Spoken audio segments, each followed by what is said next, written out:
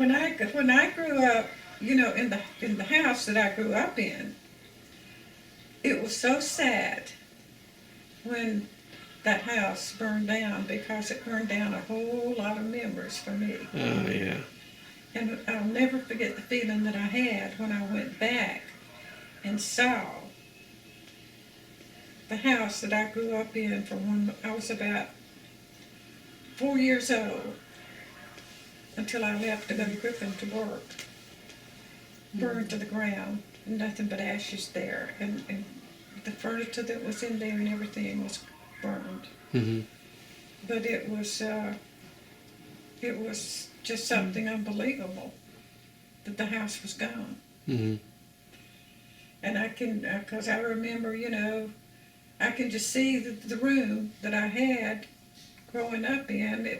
We had fireplaces in all the rooms in that house. In the living room, in Mom and Dad's room, and in my bedroom. And I can remember feeling so nice and cozy in that bedroom because we had fires in my fireplace and in their fireplace. But it was, and when we first lived in that house, you've seen houses that have a kitchen that's built with a walkway from the living quarters to the kitchen. Mm-hmm. Well, it had that. Except when I was a young child. And it was like a breezeway from the main living quarters to the kitchen. And then later on, they took that down and joined the kitchen to the main house. But it was, and then they, like in their bedroom, they finally replaced the fireplace with the wood heater. But my fireplace was always there. That's neat. But it was, and I can remember, when I was a young child, my parents had a buggy, a horse-driven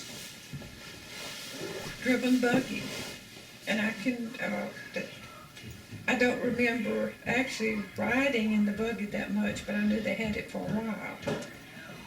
But then, we had the horses, and I had a special horse named Lady that I used to ride to the pasture. Mm-hmm. To put her out. I would get up on the light fence and get on her, no saddle or anything, and ride her down to the pasture and open the gate and let her in the pasture. Mm-hmm. And then in the afternoon, I would go back, and she would come, when I would go back to get her, she would come to the gate. And I would take her out and ride her back up and put her back in what we call the lot.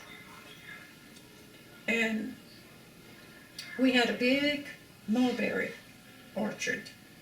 I don't think y'all, when you were little, that was gone, I think, but we had a big mulberry Was it orchard. behind the house, side of the house? Out across the road, where the big barn was, Yeah. over to the right of that big barn, and they had a cane mill in that orchard, in the front part of the orchard. And when the mulberries would drop off of those trees, he had some little pigs and stuff that he would turn in there to eat those. And I never will forget, one day, a friend and I were out there in the orchard, and I got aggravated with one of the little pigs that was out there, and I picked up something and hit it across, and I hit it harder than I thought it was, and it started squealing and dragging its little back legs. So I had to go and tell my daddy that I think I had injured one of your pigs.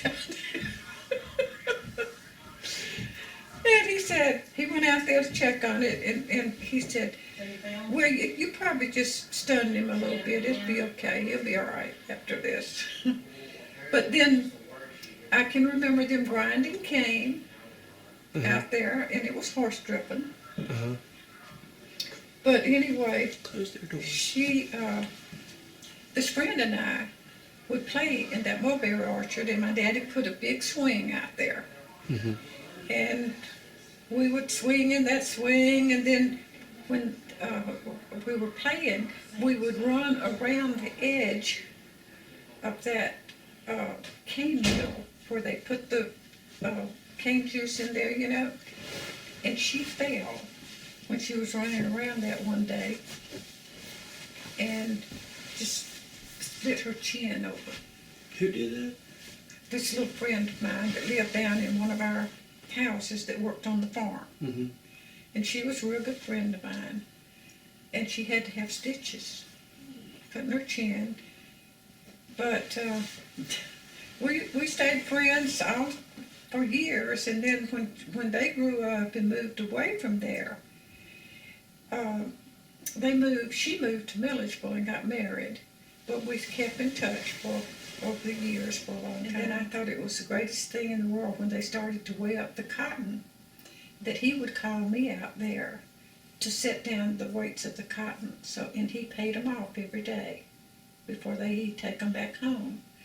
And I thought I was a real bookkeeper. Yeah, and I can remember him getting up early in the morning and going and getting a load of workers to come work on the farm back then. Now, you said something one time about he ate a big breakfast. What was a typical breakfast for him? Oh my goodness, he loved steak for breakfast. Steak and grits and gravy, homemade biscuits, syrup. That was one of the typical things that he liked. But then we had sausage. You know, I told you that we had a smokehouse, they called it. And it had racks in it. And I can still remember what they call hog killing days.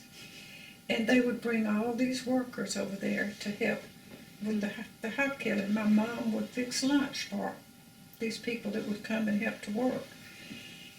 And then they ground up their own sausage meat, and they cleaned the chitlins, they called it, and then they stuffed the sausage, and then they cured that in the smokehouse. And then my dad cured his own bacon. He had a thing built in the corner of the smokehouse, and he would buy bags of salt, and he would put that fresh stuff and pack it in salt, Mm-hmm. and stack it.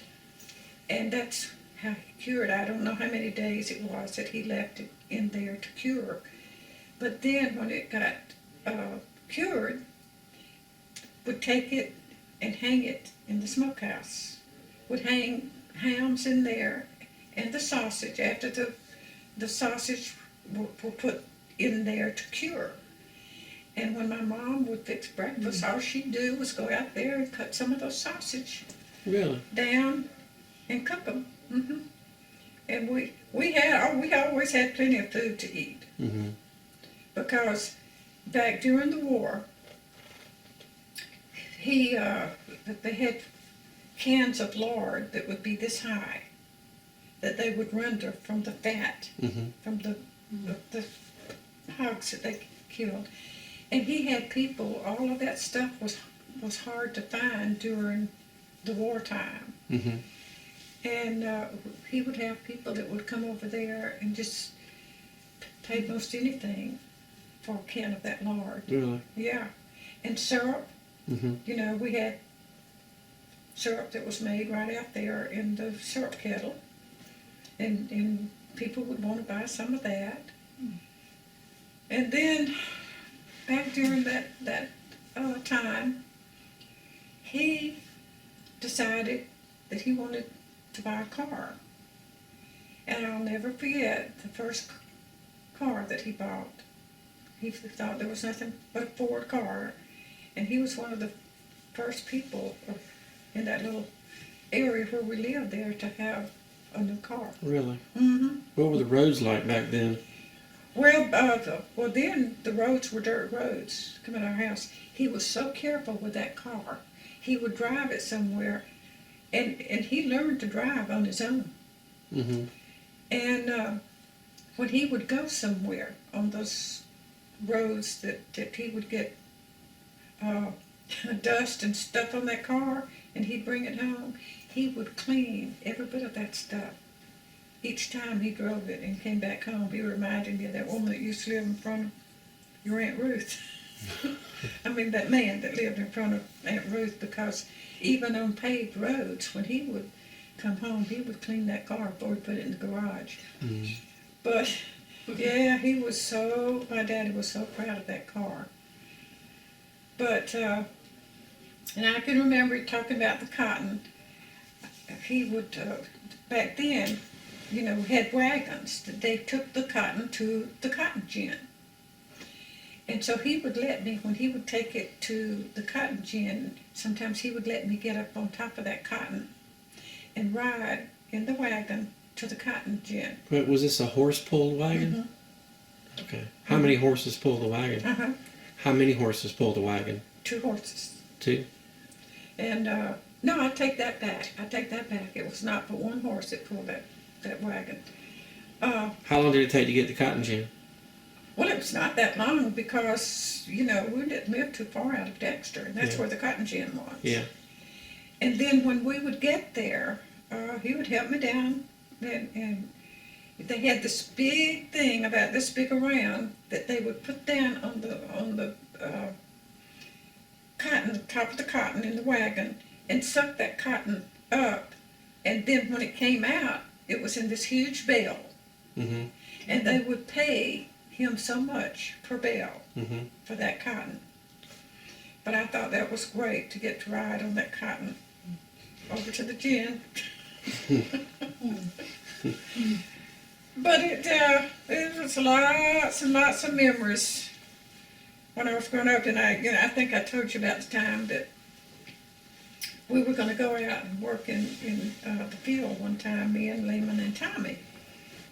And see, they're about the only 2 that I can remember really that lived in the house when I was growing up, because all the others were gone. But I was going to go, and I was going to work out there too. And so all of a sudden, I pretended I was sick. And Lehman felt so sorry for me. And I said, I just don't even feel like walking back to the house. And that's when he put me on his back and carried me back to the house. And then when I got down, I said, I'm okay now. And he said, you fooled me. You weren't sick. And I said, yeah, I really didn't feel good. And he said, you just stay at this house. Oh, and Lehman and I used to go out, and they grew a lot of peanuts. Mm-hmm. And we used to go out in peanut field and pull up peanuts, and we'd sit out there and pick those peanuts off.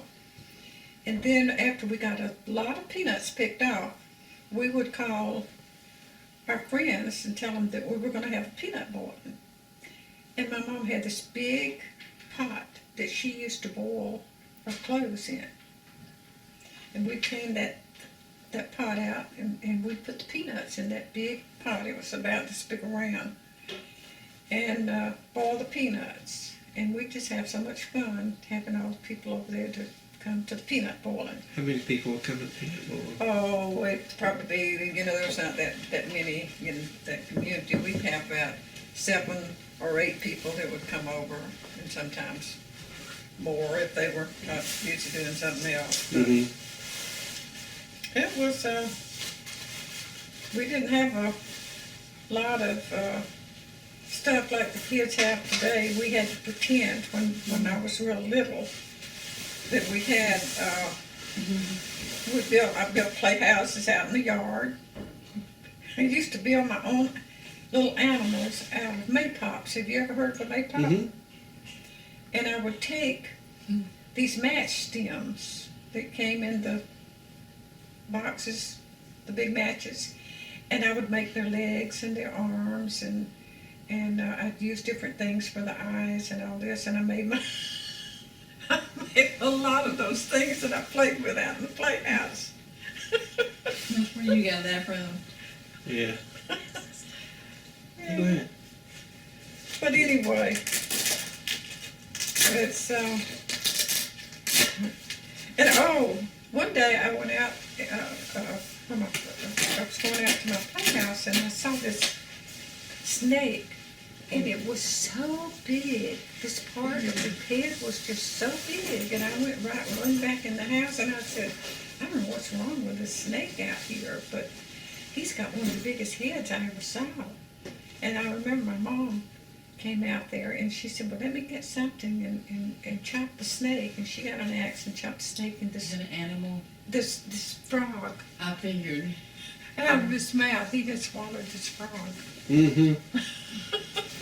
I think I've actually seen that before too. Yeah, yeah. Mhm. Well,